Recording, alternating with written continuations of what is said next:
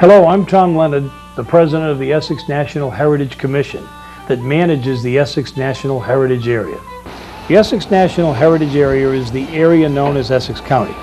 It is 500 square miles and there are 750,000 people who live in the region. The region runs from Amesbury, Salisbury, and Merrimack in the north to Lynnfield, Saugus, and Nahant in the south. It is also known as the North Shore, the Merrimack Valley, and Cape Ann. The Essex National Heritage Area was established in 1996 by an act of the Congress. There's only a handful of such heritage areas in the country. The Heritage Commission is built on partnerships with historic sites, not-for-profit organizations, and many area businesses. We have established two special partnerships. The first is with local elected officials. These elected officials come from Capitol Hill in Washington to Beacon Hill in Boston, and they reside in every city hall in virtually every one of the 34 cities and towns that we service. The other partnership is with the Park Service, and they are our senior partner. All of our funding comes from the National Park Service, and the expansion of their reach and their ability to serve you in this region comes from their relationship with us. And now let's all enjoy Trails and Sails. The role of the Essex National Heritage Commission is to preserve and promote the historic, cultural, and natural resources of Essex County, one of the oldest counties in the United States. We do this in many ways in partnership with the National Park Service, but one of them is by producing local access television shows. We hope that these will highlight the many wonderful things to do in this region that you and your family and friends can enjoy. We invite you to check in with us every month to see what's happening here in your own backyard. We also suggest you might want to visit us on our website and send us email if you have suggestions of what you'd like to see. On our website we have information on more than 100 things to do and sites to visit in this area. Also, we have a monthly calendar that tells you what is going on. Hello, I'm Curtis White. I'm lead park ranger here at Saugus Ironworks National Historic Site. Saugus Ironworks is one of the over 380 sites that Congress has put aside for the special story that it has to tell for the American people. The Saugus Ironworks story starts in the early 17th century when the Puritans are beginning to establish Massachusetts. They realize the importance of iron in the economy as the Puritans developed this independent economy. Iron was needed for axes, for the developing timber industry. The ironworks here made salt pans, saw blades, many different things that was vital to the establishment of this economy. The person who makes the ironworks happen here is somebody you might know from other parts of Essex County, John Winthrop Jr. He was one of the key founders of Agawam, now Ipswich. He had manufactured salt in Salem, an area that's now Beverly, and in 1641 he went back to England to put together a couple dozen investors and formed the Company of Undertakers for Ironworks in New England. So Winthrop returned here in 1643 with the skilled laborers that he needed to establish an ironworks in what's now Quincy in Braintree, an area where we now refer to as Furnace Brook Parkway. That's where he built this furnace. A new manager took over for Winthrop, and that was Richard Leader. And he's the one that we feel established the ironworks here at Saugus somewhere about 1645, 1646. John Winthrop Jr., Richard Leader, the Company of Undertakers, that was the investors in England, and the Massachusetts General Court worked out a monopoly agreement for the company that said that this company would be the exclusive provider of iron in New England, provided they kept the selling price of iron below a set ceiling. Also, this monopoly said that they could build up to 6 different ironworks. So Richard Leader went out looking for new sites and wound up here in Lynn. This was Lynn at the time. We referred to it as Saugus since 1815. There were a lot of things that made this a good place to build an ironworks. There was hundreds of acres of land which was used for trees to make charcoal. Another vital factor to establishing an ironworks was transportation and water for power. So here at the Saugus River, both came together. There was plenty of drop in the land to allow the water to power the water wheels here, and the river is tidal at this point. So small boats, the company owned at least 3 boats, could be brought into the ironworks and to bring raw materials in and to ship finished goods out. Another vital need here at Saugus was labor. If you're going to build an ironworks, you need just the right kinds of labor. The most skilled workers, the ones that knew how to make iron, how to manipulate the fires, how to process the ore into the finished product, these iron workers were recruited specifically from England and brought here because of their skills. There may have been just a little bit over a couple dozen of these skilled workers. All of the other people that provided work here were local inhabitants of the area. We had the local settlers, the local Puritans that had already been here since about 1629. Many of those were used for cutting wood to provide fuel for the furnace. There was also ore that was needed. In the early years, they brought over a few skilled miners that knew how to find the right types of ore, taught the local inhabitants what the ore looked like, and they'd supplement the ironworks, or supplement their income by providing ore to the ironworks. They also needed skilled masons, carpenters, potters, woodcutters, and boatmen. So again, they used these local workers for that. They even employed, or at least we have one account for Native Americans being used for cutting wood here as well. And ultimately, what makes this as a National Historical Site is the bankruptcy. When the bankruptcy takes place at Saugus, it drives these skilled laborers out in all different directions and helps to establish the foundations of an American iron and steel industry. Among some of the workers here, one individual with some special skills was Joseph Jenks. Joseph Jenks was a blacksmith here at Saugus, and he had learned his trade as a sword blade maker just west of London in Hounslow in the 1630s. When he came to the ironworks, he set up a blacksmith shop, a water-powered blacksmith shop, just at the base of the blast furnace. So the water that came through and powered the furnace water wheel also powered a water power hammer and grindstone, so that they could forge out the blanks for saw blades, scythes, and draw shapes, axes, and so forth. And then with the grindstones, sharpen them. So this was going to be a way to get the finished iron goods into the hands of the consumers here in New England that really needed it. Now, visiting this site, the Saugus Ironworks National Historic Site is open to the public every day from except for Christmas, New Year's, and Thanksgiving. It's free to the visiting public. We're open in the winter time, that's November 1st to March 31st. We're open from 9 to 4. During the summer months, the ironworks operates as many as 7 water wheels here. We have reconstructed buildings, blast furnace that would take the raw materials from the ground and make them into cast iron. We have a reconstructed forge. The forge will convert brittle cast iron into malleable wrought iron. We've got 3 sets of bellows in the forge with a 500-pound water-powered hammer. The rolling mill on this site is a reconstruction of the first rolling mill built in this country. And in the rolling mill, merchant bars from the forge would be processed into flat bar and slit rod. Slit rod could be used for making things like nails. For the kids, we do have a Junior Ranger program that we just started this April. We have 5 basic themes, and the children can do mazes or puzzles, searches around the ironworks looking for artifacts. All of these things contribute to the Junior Ranger project, and when they're done, we swear them in as a Junior Ranger and they'll get a badge. Finally, the Saugus Ironworks National Historic Site is the Southern Visitor Center for the Essex National Heritage Area. Many people visit us on their way to Salem, coming from the airport from Boston, or as the last site, on their way to the airport. You can visit our webpage through the Essex National Heritage Area webpage to get other details as to how to visit our site. Thank you. In the 18th and 19th centuries, Salem was known for its adventurous merchants and sea captains who sailed from Salem to the farthest ports of the rich East, as the town motto states.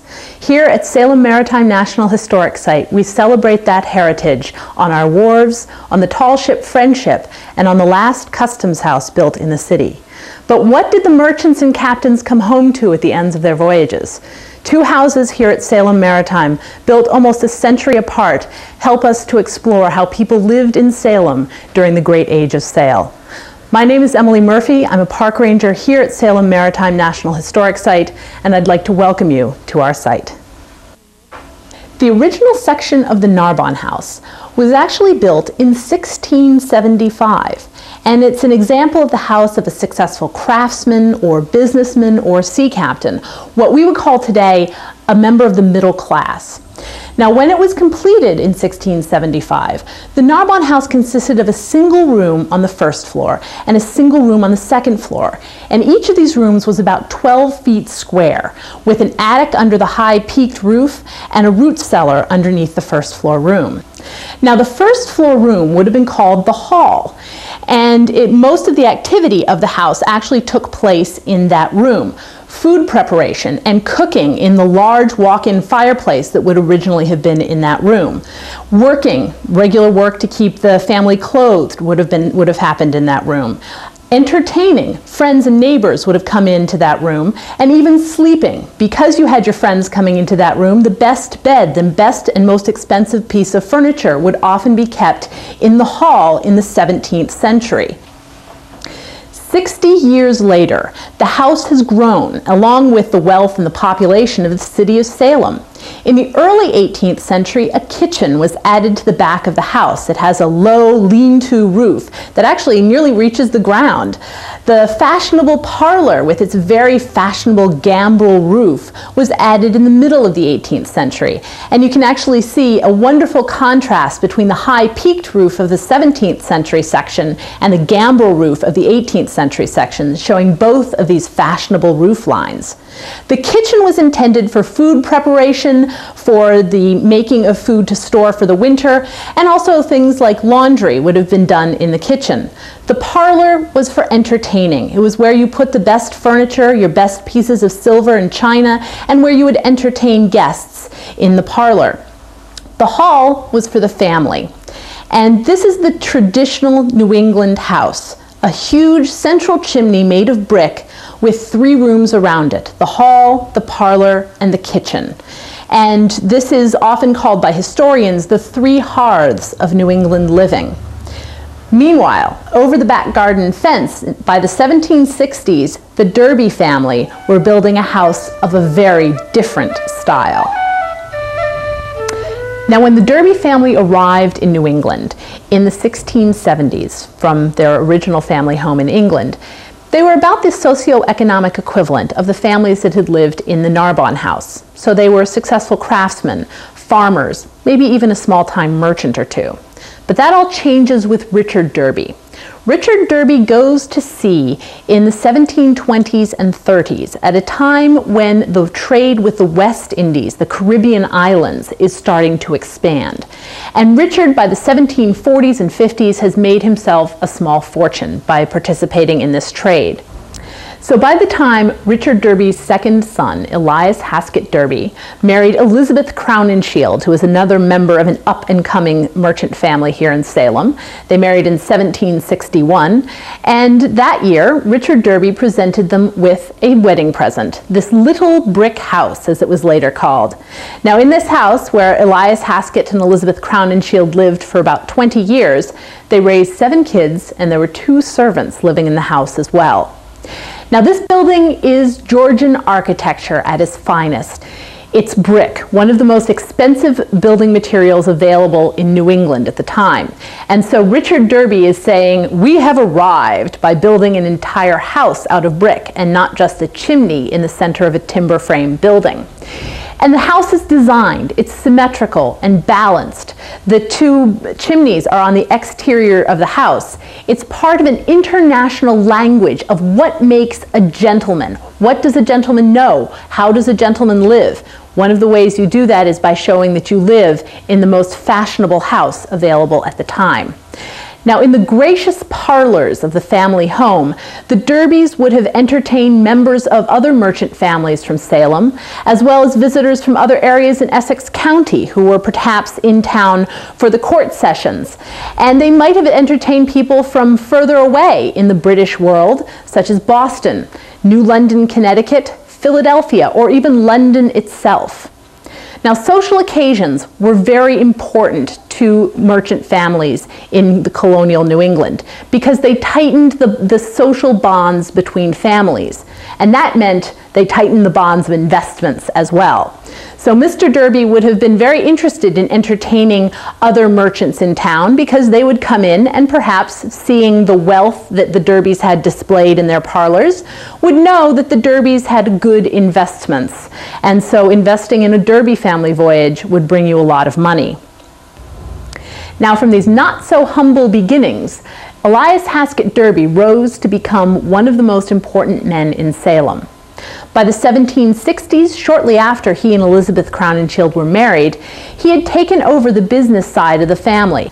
Now, it seems that it was Elias Haskett who made the decision to send out privateers during the Revolution, and these were ships that were licensed by the government to harass and capture British merchant vessels.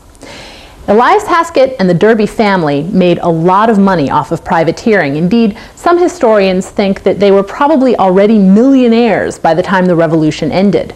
So this meant that the Derby family had the ships, the men, the money to begin sailing to the East Indies once the Revolution was over. And indeed, it was Elias Haskett who opened the East India trade with Salem.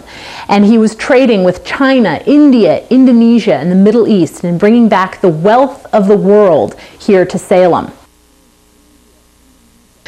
The two structures that we visited today are only some of the places to see at Salem Maritime National Historic Site. The Derby and Narbonne houses, along with the Tall Ship Friendship and the Custom House, are open for ranger-guided tours on a daily basis. And you can purchase your tickets for tours or watch our free orientation film here in the Orientation Center at Salem Maritime National Historic Site. Now, one of the fun aspects of being a park ranger is that I'm occasionally called upon to play people who are associated with the history of our site. So if you'll give me just a moment, I can introduce you to Sophia Amelia Peabody, who was born here in Salem in 1810 and in 1842 married the well-known author Nathaniel Hawthorne.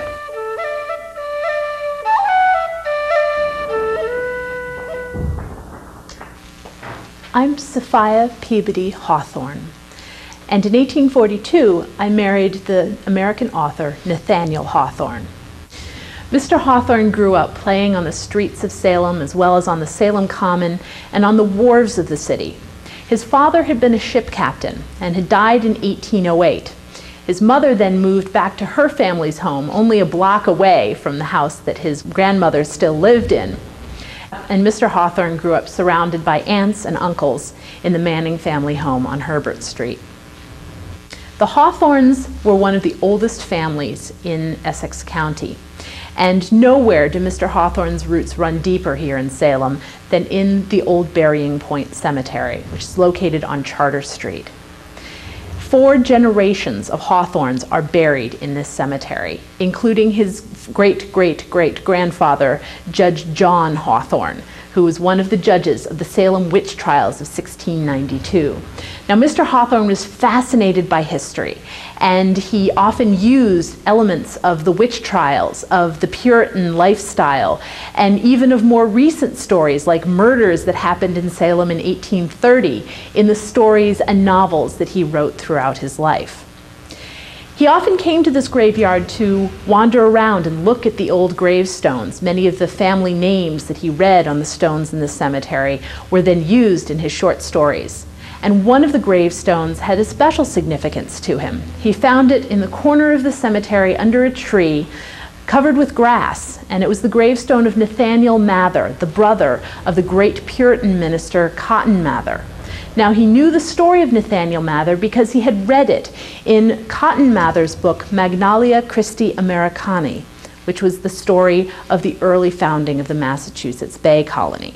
The story of Nathaniel Mather impressed him so much that he actually used it in his first long work, Fanshawe, which was a little book that he published in 1828.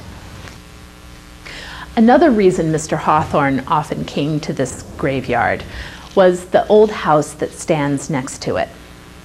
This was the building that my family was living in 1837 when his first collection of short stories was published, and this was Twice Told Tales. Now, my older sister, Elizabeth Peabody, was a great advocate for literary figures in the 1830s and 40s. So when Elizabeth read Mr. Hawthorne's first collection of short stories, she immediately found out who had written it and went over to Herbert Street to invite Mr. Hawthorne and his sisters to become part of our literary circle. But they did finally come to visit one day. And he did. We did meet much later that year, and by 1839 we were engaged. We married in 1842 in my family's home in Boston. After our marriage, we moved to Concord for several years, where my husband worked on the short stories that later became Mosses from an Old Manse. But by 1846, it was getting more difficult for us to make ends meet. Fortunately, Mr. Hawthorne's friends in the Democratic Party, including Franklin Pierce, who was a rising star in that Democratic Party at the time, were willing to come to his aid. And in 1846, he was appointed surveyor of the Port of Salem, and he began work here in the Custom House in the city of Salem. So he returned to the city where he and I had both been born, and he began his government job.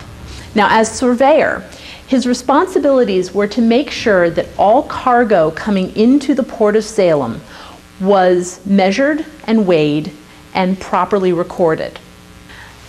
Mr. Hawthorne had gotten his position through political influence, and this was known then as the spoils system. Unfortunately, that meant that when the Democratic Party lost the election to the Whig Party, Mr. Hawthorne was in a good deal of trouble.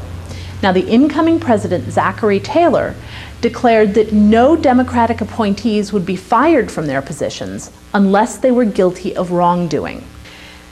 This meant that the local Whig Party could start a smear campaign against Mr. Hawthorne. Angry letters were being written to the newspaper, many of them anonymously, so we didn't know even who was accusing him of these horrible things. Just as today, the political parties tried to get Hollywood celebrities to endorse their causes. In the 19th century, it was the literary figures who were the great stars. And so Mr. Hawthorne was known as a Democrat and known as a literary Democrat, so a very important one. We were receiving letters of support from all over the country, and it was very gratifying to see how much people were supporting Mr. Hawthorne. However, many people in Salem whom we thought were personal friends and political allies had turned against Mr. Hawthorne. And this was a very, very disappointing time in his life.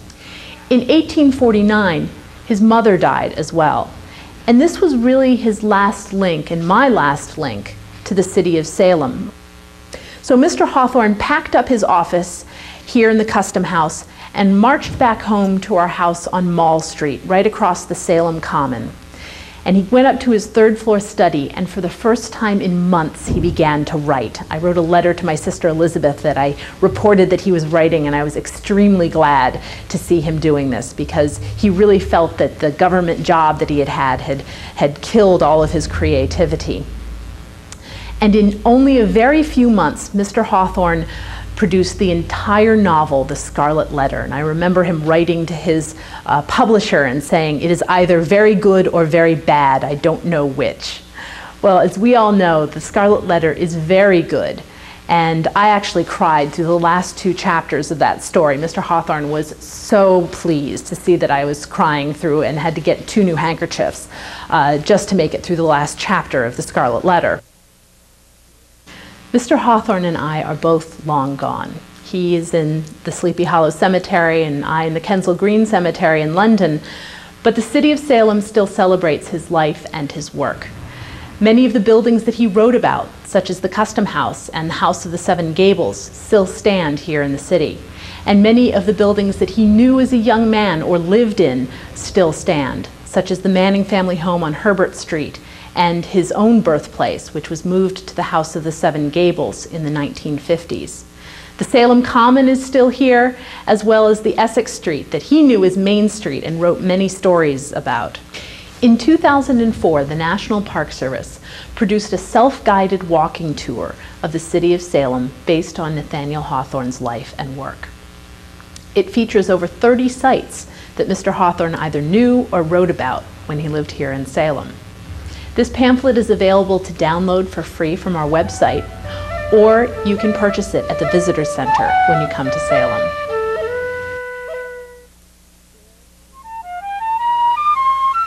Well, thank you for watching today's show. I hope you'll be inspired to visit some of the places you saw in today's program. The Heritage area has so many historic, cultural, and natural sites to visit, things to do. If you'd like to learn more about the Heritage area, please check out our website. And if you'd like to participate in special Heritage events, behind-the-scenes tours, check out the section on our Explorers program. Finally, thank you to the boards and staff of the sites featured in today's show. You are the true stewards of our region's heritage.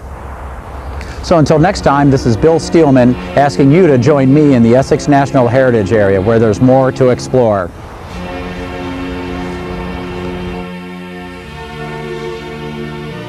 All the establishments you'll see on trails and sails through Essex County are open to the public and just a short drive away in the Essex National Heritage area.